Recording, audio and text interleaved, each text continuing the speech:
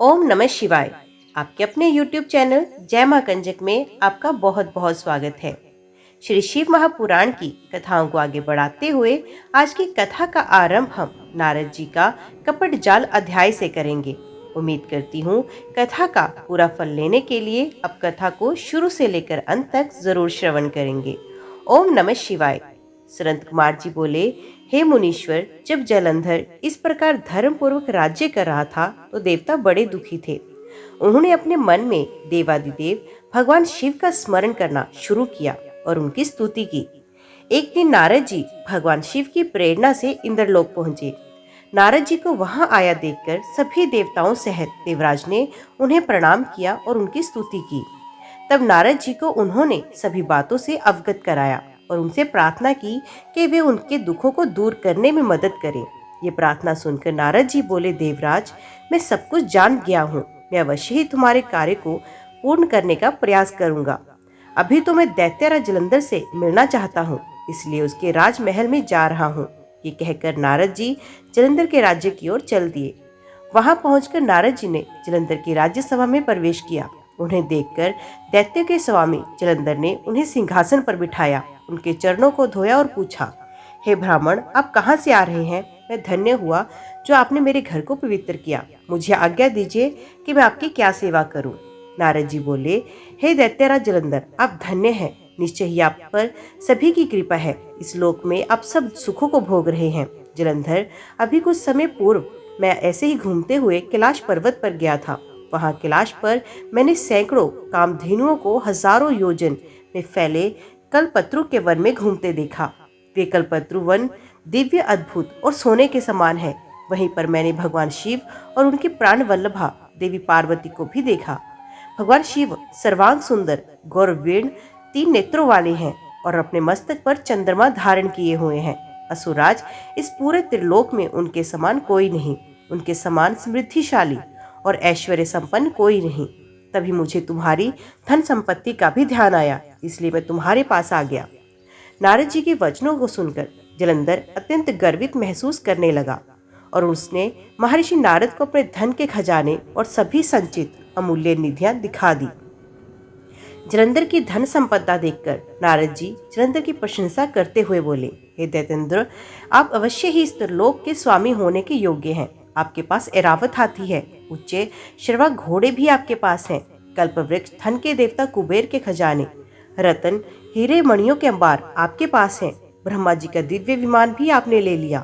स्वर्ग, पृथ्वी और पाताल की सभी ऐश्वर्य पूर्ण वस्तुएं और अनमोल खजानों का आपके पास अंबार है।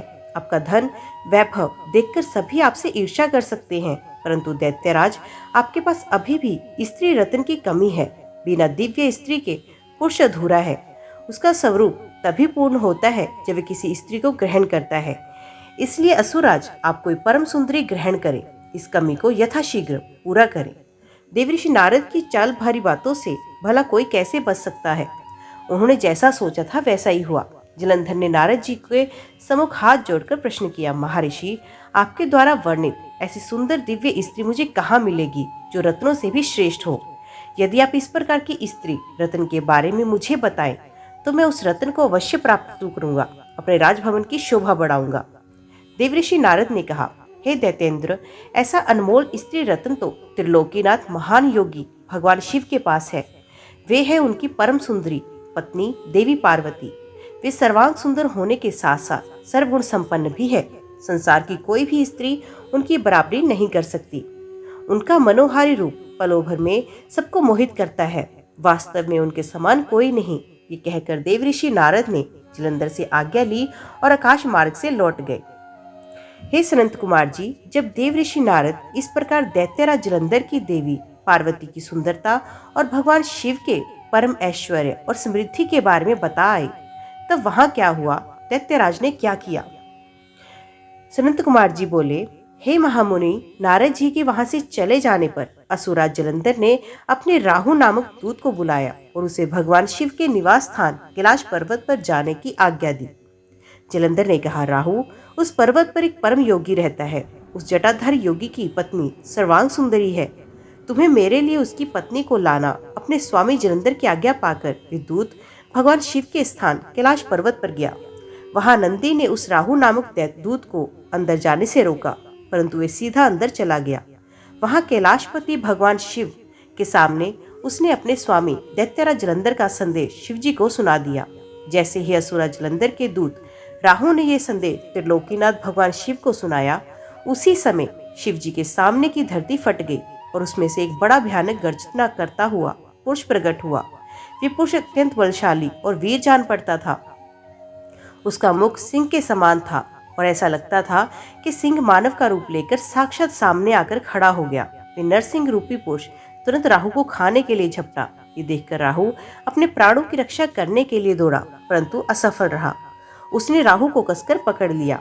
जब राहु ने देखा अब बचने का कोई रास्ता नहीं, तब राहु भगवान शिव से प्रार्थना करने लगा कि वे उसके प्राणों की रक्षा करे। वे बोला, भगवान, मैं तो असुरा जलंधर का दूत हूँ। मैंने तो सिर्फ वही कहा जो मेरे स्वामी की आज्ञा थी। हे कृपा निधान, मेरी भूल के लिए मुझे क्षमा करे। राहु के वचन सुनकर करुणा निधान भगवान शिव ने नरसिंह रूपी पुरुष को आज्ञा दी कि वे राहु को छोड़ दे। अपने प्रभु की आज्ञा पाकर उसने राहु को छोड़ दिया। जब उसने राहु को छोड़ दिया तब वे शिवजी से बोला कि भगवान, आपकी आज्ञा मानकर मैंने इस दुष्ट को छोड़ दिया है, परंतु हे प्रभु, मैं बहुत भूखा हूँ। अब मैं क्या करूँ? क्या खाकर अपनी भूख को शांत करूँ? तब भगवान शिव ने उससे कहा कि अपने हाथ पैरों के मांस को खाकर अपनी भूख को शांत करो। शिवजी की आज्ञा को शिरोधार्य कर उसने अपने हाथों और पैरों का मांस खा लिया। अब सिर्फ उसका सर ही बचा था। ये देखकर भगवान शिव उस पर प्रसन्न हुए और बोले, तुमने मेरी आज्ञा का पालन करके मुझे प्रसन्न किया। तुम वाकई मेरे प्रिय हो। आज से तुम मेरे भक्तों के द्वारा पूज्य होगे। जो भी मनुष्य मेरी पूजा करेगा वे तुम्हारी भी आराधना अवश्य करेगा। जो तुम्हारी पूजा नहीं करेगा उस भक्त पर मेरी कृपा दृष्टि नहीं होगी। उस दिन से वे कैलाश पर्वत पर भगवान शिव का प्रिय गण बनकर रहने लगा और संसार में सब कीर्ति मुख के नाम से प्रसिद्ध हुआ। व्यास जी बोले, हे सनत कुमार जी, असुरा जलंधर के राहु नामक दूत का क्या हुआ? जब भगवान शिव ने राहु को अभयदान दिया, फिर राहु कैलाश पर्वत से कहाँ गया और उसने क्या किया, इस विषय में बताएं। महर्षि व्यास के इन वचनों को सुनकर सनत कुमार जी बोले, हे महर्षि, जब राहु नामक दूत को शिव जी ने उस पुरुष के हाथों से मुक्त कराया, तब राहु वहां से तुरंत भागकर अपने स्वामी दैत्यराज जलंधर के पास गया और वहां उसने अपने स्वामी को सभी बातें बताई जो वहां हुई थी। उन सारी बातों को जानकर असुरा जलंधर का क्रोध 7वें आसमान पर चढ़ गया। जलंधर ने अपने सेनापति और अन्य अधिकारियों को बुलाकर अपनी दैत्य सेना को युद्ध के लिए तैयार होने की आज्ञा प्रदान की। अपने स्वामी की आज्ञा पाकर कालनेमी, शुंभ निशुंभ आदि महावीर पराक्रमी दैत्य युद्ध के लिए तैयारी करने लगे। जलंधर की विशाल चतुरंगणी दैत्य सेना भगवान शिव से युद्ध करने के लिए निकल पड़ी। उस सेना के साथ ही दैत्य गुरु शुक्राचार्य और राहु भी थे। इधर जब देवताओं को ज्ञात हुआ कि जलंधर अपनी सेना को साथ लेकर भगवान शिव से युद्ध करने के लिए निकल पड़ा है, तो देवराज इंद्र शिवजी को अवगत कराने के लिए कैलाश पर्वत पर गए और वहां उन्होंने त्रिलोकीनाथ भगवान शिव को सारी बातें बताई। इंद्र ने भगवान विष्णु के विषय में भी उन्हें बताया कि भगवान विष्णु भी अपनी पत्नी देवी लक्ष्मी के साथ असुराज जलंधर के वश में हैं और उसके घर में निवास करते हैं। इसी कारण से हम सब देवता विवश हैं। हमें ना चाहते हुए भी जलंधर के अधीन होना पड़ा है। भगवान, आप भक्त वत्सल हैं। आप अपने भक्तों की रक्षा कर हमें जलंधर से मुक्ति दिलाएं। उसे मारकर हमें प्राणों की रक्षा करें। सारी बातें ज्ञात हो जाने पर भगवान शिव ने सर्वप्रथम भगवान श्री हरि विष्णु का स्मरण किया। प्रभु के स्मरण करते ही विष्णु जी वहां तुरंत प्रकट हुए। उन्हें देखकर शिव जी ने उनसे पूछा, हे विष्णु, तुम्हें मैंने दैत्येंद्र जलंधर का वध करने के लिए भेजा था, फिर तुमने उसका वध क्यों नहीं किया?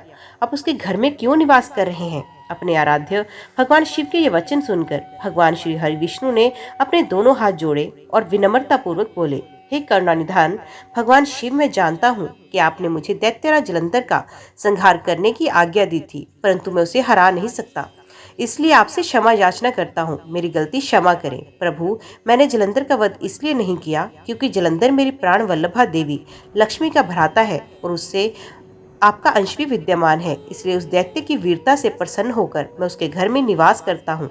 भगवान विष्णु के वचनों को सुनकर त्रिलोकीनाथ भगवान शिव हंसने लगे और बोले, देवताओं, तुम सभी सोच और चिंताओं को त्याग दो। तुम्हारी रक्षा के लिए मैं अवश्य ही जलंधर का संहार करूंगा। ये सुनकर सभी देवता निश्चिंत हुए। इसी समय जलंधर अपनी विशाल सेना साथ लेकर कैलाश पर्वत के निकट आ पहुंचा। उसने कैलाश पर्वत को चारों ओर से घेर लिया। उस समय बड़ा कोलाहल होने लगा। ये शोर सुनकर भगवान शिव का क्रोध बढ़ गया। तब उन्होंने अपने गणों को आज्ञा दी कि वे जाकर राक्षसों से युद्ध करें। अपने आराध्य भगवान शिव की आज्ञा पाकर उनके गण युद्ध करने चले गए। शिवगण और जलंधर की दैत्य सेना में बड़ा भीषण युद्ध होने लगा। शिवगण बड़ी वीरता से दैत्यों से भिड़ रहे थे। उन्होंने कई दैत्य को पल भर में मौत की घाट उतार दिया और सैकड़ों को घायल किया। परंतु दैत्य गुरु शुक्राचार्य अपनी मृत संजीवनी विद्या से सभी मृत दानवों को पुण्य जीवन दान दे रहे थे और वे उठकर पुनः युद्ध करने लग जाते थे। जब दैत्य सेना किसी भी प्रकार कम होने का नाम नहीं ले रही थी, तब शिवगण व्याकुल होने लगे। तब शिवगणों ने भगवान शिव के पास जाकर कहा, उन्हें इसकी सूचना दी। तब जब शिवजी को ये बात ज्ञात हुई कि ये सब शुक्राचार्य कर रहे हैं, तो वे क्रोधित हो उठे। उस समय भगवान शिव के मुख से एक भयंकर ज्वाला कृत्या के रूप में प्रकट हुई। उसका रूप अत्यंत रौद्र और भयानक था। वे वहां से सीधे युद्ध भूमि में गई और दैत्य को पकड़ पकड़ कर खाने लगी। इसी प्रकार भ्रमण करते हुए कृत्या शुक्राचार्य के निकट पहुंची और उन्हें वहां से गायब किया। जब अपने परम सहायक गुरु शुक्राचार्य उन्हें वहां ना दिखाई दिए तो तथा हजारों वीर मारे गए और घायल हो गए, तब दैत्य सेना का मनोबल टूटने लगा। दैत्य सेना युद्ध भूमि छोड़कर भागने लगी। जलंधर के कालनेमी, शुंभ निशुंभ आदि वीर दैत्य फिर भी पूरी ताकत से युद्ध करते रहे। इधर भगवान शिव की सेना का प्रतिनिधित्व करने वाले स्वामी कार्तिकेय और गणेश जी भी पूरे मनोयोग से दैत्य सेना को पछाड़ने के लिए युद्ध कर रहे थे। सनंत कुमार जी बोले, हे महर्षि, भगवान शिव के गण व उनके दोनों पुत्र गणेश और कार्तिकेय बहुत बलवान, वीर और साहसी थे। उन्होंने अपने पराक्रम से दैत्येंद्र जलंधर के परम वीर कालनेमी शुंभ निशुंभ को पराजित किया। असुर सेना डरकर इधर उधर छिप गई। सब दैत्य अपने प्राणों की रक्षा हेतु भागने लगे। ये देखकर असुरराज जलंधर अपने रथ पर बैठकर युद्ध भूमि में आगे की ओर बढ़ने लगा और बड़ी भयानक गर्जना करने लगा। उसकी ललकार सुनकर त्रिलोकीनाथ भगवान शिव के गण भी बढ़ चढ़कर युद्ध करने लगे। असुर सेना और देवताओं की सेनाओं के रथों, हाथी, घोड़े, शंख तथा भेरी से युद्ध भूमि गुंजायमान हो रही थी। दैत्यराज जलंधर ने तब ऐसा एक बाण छोड़ा जिससे चारों ओर कोहरा फैल गया। धरती से आकाश तक सिर्फ एक धुंध ही दिखाई दे रही थी। फिर उसने नंदीश्वर, गणेश, वीरभद्र को एक साथ कई बाण मारकर घायल किया। ये देखकर स्वामी कार्तिकेय बहुत क्रोध आया और उन्होंने असुरराज जलंधर पर अपनी शक्ति चलाई। कार्तिकेय की चलाई गई शक्ति के फलस्वरूप जलंधर धरती पर गिरा, परंतु गिरते ही वे उठकर खड़ा हुआ और पूरी शक्ति के साथ पुनः युद्ध करने लगा। उसने सबसे पहले प्रहार कार्तिक पर ही किया। जलंधर ने अपनी गदा उठाई और पूरे बल के साथ कार्तिकेय को मारी, जिससे कार्तिकेय अपनी चेतना खो बैठे और बेहोश होकर धरती पर गिर पड़े। ये देखकर गणेश और नंदी भी चिंतित हो उठे। तब जलंधर ने उन पर गदा का प्रहार किया। गदा के प्रहार से दोनों ही मूर्छित होकर गिर पड़े। तब वीरभद्र जलंधर से युद्ध करने के लिए आगे आए। जलंधर ने उन पर भी अपनी गदा से प्रहार किया, जिससे वीरभद्र का सर फट गया और रक्त बहने लगा। ये देखकर सभी शिवगण व्याकुल हुए और डरकर युद्ध भूमि को छोड़कर इधर उधर भागने लगे। सनंत कुमार जी बोले, हे महर्षि, जब युद्ध भूमि में देव सेना का प्रतिनिधित्व करने वाले सभी वीर साहसी घायल होकर पृथ्वी पर गिर पड़े, तब ये देखकर सभी शिवगण भयभीत होकर शिव की शरण में गए। जब भगवान शिव को युद्ध स्थल का सब समाचार मिला, तब वे स्वयं दैत्यराज जलंधर को सबक सिखाने के लिए युद्ध स्थल की ओर चल दिए। अपने आराध्य भगवान शिव को युद्ध का नेतृत्व करते देखकर सभी शिवगण जो पहले डरकर भाग गए थे, पुनः लौट आए। शिवगणों ने पहले जैसे जोश के साथ युद्ध करना प्रारंभ कर दिया। भगवान शिव के रुद्र रूप को देखकर भयानक दैत्य भी भयभीत होने लगे और युद्ध छोड़कर भागने लगे। ये देखकर असुरों के स्वामी जलंधर को क्रोध आया। वे तीव्र गति से शिवजी की ओर दौड़ा। इस कार्य में शुंभ निशुंभ नामक सेनापतियों ने अपने स्वामी का साथ दिया। ये देखकर भगवान शिव ने प्रत्युत्तर देते हुए जलंधर के बाणों को काट दिया। वे अपने धनुष से बाणों की वर्षा करने लगे। उन्होंने कई दैत्यों को फरसे से काट दिया। बल्हाइक और धस्मर जैसे भयानक राक्षसों को पल भर में मार गिराया। शिवजी का वाहन बैल भी अपने सींगों के प्रहारों से सबको घायल करने लगा। तब ये देखकर जलंधर अपने सैनिकों को समझाने लगा कि वे ना डरे और युद्ध करते रहें, पर दैत्य सेना भगवान शिव से युद्ध करने को तैयार ही नहीं हो रही थी। क्रोधित जलंधर उन्हें ललकारने लगा। जलंधर ने उन अनेक बाणों को एक साथ चलाकर उसमें भगवान शिव को बांधने का प्रयास किया, लेकिन वे सफल नहीं हुआ। भगवान शिव ने उसके सभी बाणों को काट दिया और उसके रथ की ध्वजा को भी नीचे गिरा दिया। असुरराज जलंधर के सभी बाणों को काटने के पश्चात भगवान शिव ने एक बाण मारकर जलंधर को घायल किया और उसके धनुष को काट दिया। ये देखकर जलंधर ने युद्ध करने के लिए गदा उठाई। तब शिवजी ने अपने बाण से उसकी गदा के भी 2 टुकड़े कर दिए। ये सब देखकर दैत्येंद्र जलंधर ये जान गया कि त्रिलोकीनाथ भगवान शिव उससे अधिक बलवान है और उन्हें युद्ध में पराजित कर पाना उसके लिए मुश्किल है। तब जलंधर के ने जीतने के लिए गंधर्व माया उत्पन्न की। वहां उस युद्ध स्थल पर हजारों की संख्या में गंधर्व और अप्सराओं के गण उत्पन्न हुए और वहां नृत्य करने लगे।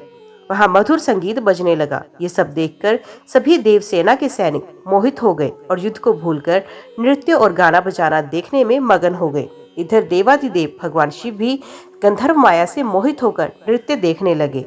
जब दैत्यराज जलंधर ने देखा कि सभी देवताओं सहित देवाधिदेव भगवान शिव भी उस गंधर्व माया के द्वारा मोहित होकर अप्सराओं के नृत्य को देख रहे हैं, तब वे वहां से चुपके से भाग खड़ा हुआ। असुरा जलंधर त्रिलोकीनाथ भगवान शिव का रूप धारण कर बैल पर बैठकर देवी पार्वती के पास कैलाश पर्वत पर पहुंचा।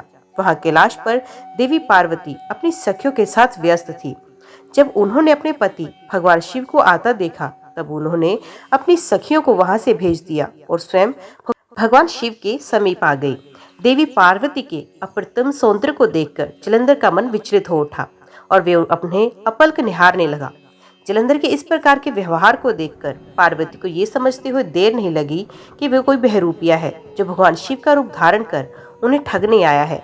ये विचार मन में आते ही देवी पार्वती वहां से अंतर्ध्यान हो गई। तब वे एक अन्य स्थान पर पहुंची और उन्होंने भगवान श्री हरि विष्णु का स्मरण करके उन्हें वहां बुलाया। विष्णु जी ने वहां पहुंचकर देवी को नमस्कार किया और उनसे प्रश्न किया कि क्या आप जलंधर के इस कार्य को जानते हैं। देवी पार्वती के इस प्रश्न को सुनकर श्री विष्णु ने हाथ जोड़ लिए और बोले, हे माता, आपकी क्या आज्ञा है, मैं उस दुष्ट को किस प्रकार से दंड दूं। तब देवी ने कहा, आप जो उचित समझे वे करें। तब श्री विष्णु जलंधर को छलने के लिए उसके नगर की ओर चल दिए। व्यास जी बोले, सनंत कुमार जी, जब माता पार्वती की आज्ञा पाकर भगवान विष्णु सागर पुत्र जलंधर की नगरी को गए, तो फिर क्या हुआ, उन्होंने वहां जाकर क्या किया। व्यास जी का प्रश्न सुनकर सनंत कुमार जी मुस्कुराए और बोले, हे महर्षि, दैत्यराज जलंधर की नगरी में पहुंचकर श्री हरि विष्णु सोच में पड़ गए कि वे क्या करें, परंतु अगले ही पल उन्हें समझ आ गया कि जैसे को तैसा। उन्होंने सोचा कि जिस प्रकार जलंधर ने शिव रूप धारण करके देवी पार्वती को छलने की कोशिश की थी, वे भी वहां जाकर उसकी पत्नी वृंदा का पतिव्रत धर्म भंग करेंगे। वे जानते थे कि जलंधर अपनी पत्नी के पतिव्रत धर्म से ही अभी तक बचा हुआ है, इसलिए उसका पतिव्रत धर्म नष्ट करना जरूरी है। मन में ये विचार आते ही वे नगर के राज उद्यान में जाकर ठहर गए। दूसरी ओर दैत्यराज जलंधर की पतिव्रता पत्नी वृंदा अपने कक्ष में सो रही थी। भगवान श्री हरि विष्णु की माया के फलस्वरूप उन्होंने रात्रि में एक सपना देखा। उसने देखा कि उसका पति निर्वस्त्र होकर सर पर तेल लगाकर और गले में काले रंग के फूलों की माला पहनकर भैंसे पर बैठा है और उसके चारों ओर हिंसक जीव जंतु उसे घेरे खड़े हैं। उस समय चारों ओर घोर अंधकार फैला हुआ था और वे दक्षिण दिशा की ओर बढ़ता जा रहा था। ऐसा सपना देखकर वे डर गई और उसकी आंखें खुल गई। तब उसने देखा सूर्य उदय हो रहा है, परंतु वे सूर्य अत्यंत कांतिहीन था और उसे सूर्य में एक शेद भी दिखाई दिया। ये सब देखकर वृंदा का मन बहुत व्याकुल हुआ और वे इधर उधर टहलने लगी। कभी छज्जे तो कभी अटारी पर चढ़ती तो कभी जमीन पर बैठ जाती, परंतु उसे चैन नहीं आ रहा था। जब इस प्रकार वृंदा का मन शांत नहीं हुआ तो वे मन की शांति प्राप्त करने हेतु उद्यान की ओर चल दी, परंतु उस निर्जन उद्यान में उसके पीछे सिंह के समान 2 भयंकर राक्षस पड़ गए। वृंदा उन्हें देखकर डर गई और अपने प्राणों की रक्षा करने के लिए वहां से भागने लगी। भागती उसे सामने से आते हुए एक तपस्वी दिखाई दिए। भयभीत वृंदा उन मुनि से अपने जीवन की रक्षा करने की प्रार्थना करने लगी। उन तपस्वी ने अपने कमंडल से जल निकालकर उन राक्षसों को ललकारते हुए उन पर जल छिड़का। तब जल छिड़कते ही दोनों राक्षस वहां से भाग खड़े हुए।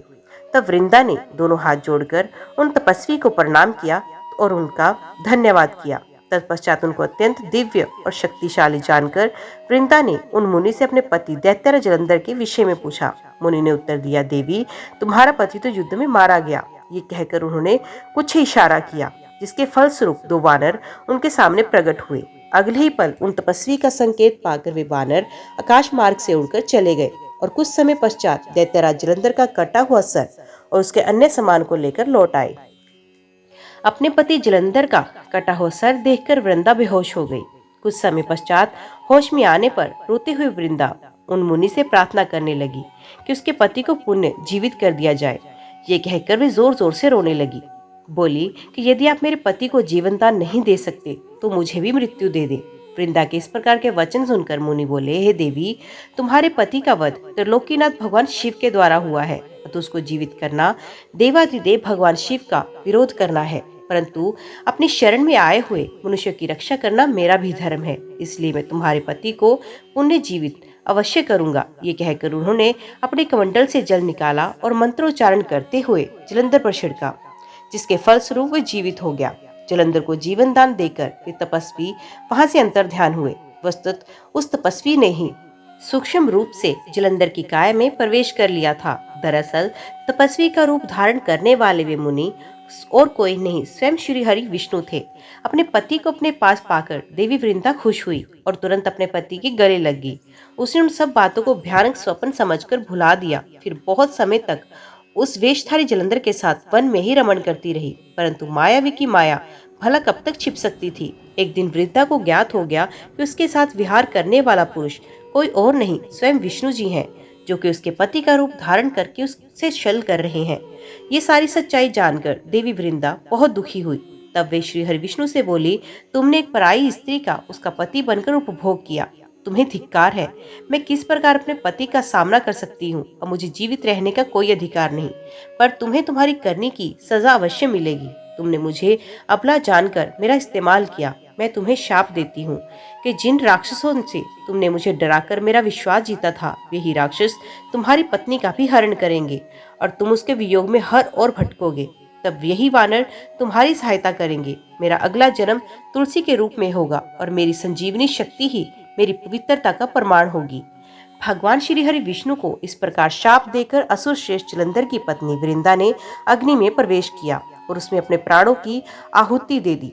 उस अग्नि में से एक तेज प्रकट हुआ और वे जाकर देवी पार्वती में समा गया। ओम नमः शिवाय। आज की वीडियो में इतना ही। उम्मीद करती हूँ वीडियो आपको पसंद आई होगी। वीडियो पसंद आई हो तो वीडियो को लाइक और चैनल को सब्सक्राइब जरूर कीजिएगा। ओम नमः शिवाय लिखकर कमेंट बॉक्स में अपनी हाजिरी लगवाना ना भूलिएगा। तो मिलते हैं अगले अध्याय के साथ। तब तक के लिए देखते व सुनते रहिए। जय मां कंजक, जय माता दी।